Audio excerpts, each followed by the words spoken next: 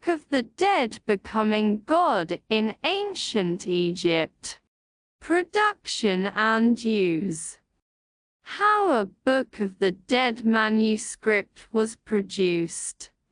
The ritual context of the Book of the Dead. Rituals for the living. Part 2. Death and burial may be seen as a form of initiation, and the theme of initiation holds a significant place among spells that intersect the temple and mortuary spheres.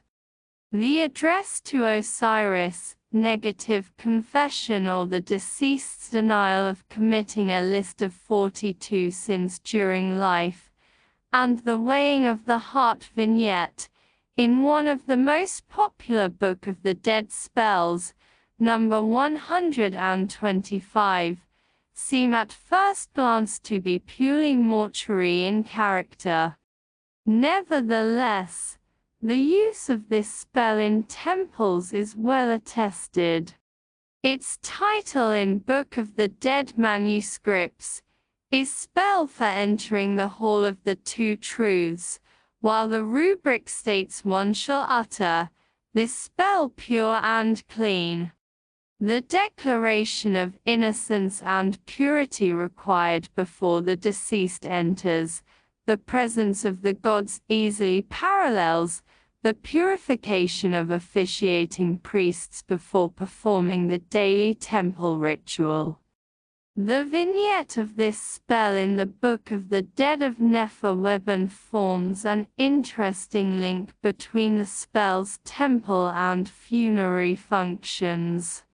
Nefer-Weben is depicted entering a door before the tribunal of 42 gods as a well-dressed man with shoulder-length hair and exiting the shrine as a priest with a shaved head and dressed in linen, that is, ritually prepared to see a god, in this case, Osiris.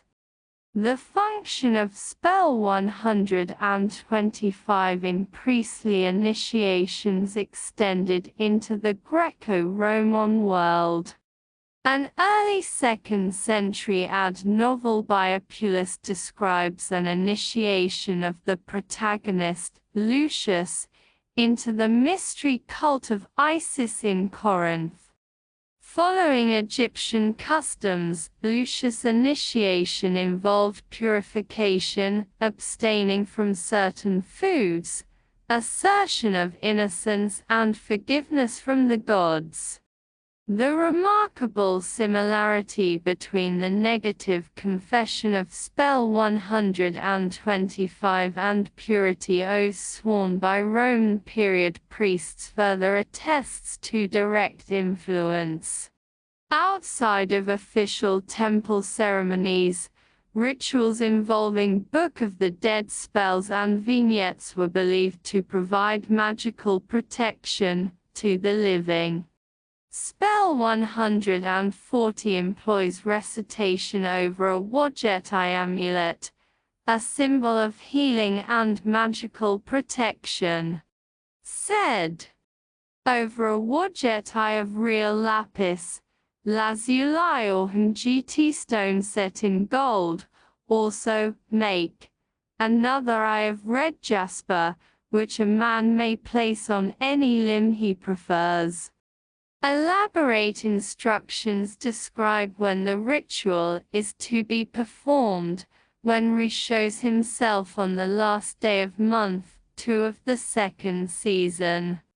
The choice of limb for applying the amulet and the very specific dates suggest that this incantation was part of a ritual for the protection of an individual during life.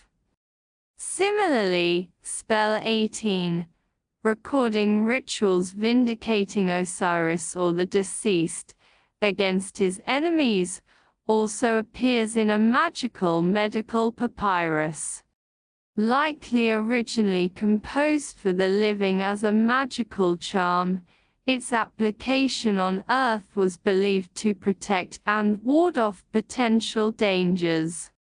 The spell appropriately includes the clause, everyone upon whom this is recited. It means being prosperous on earth.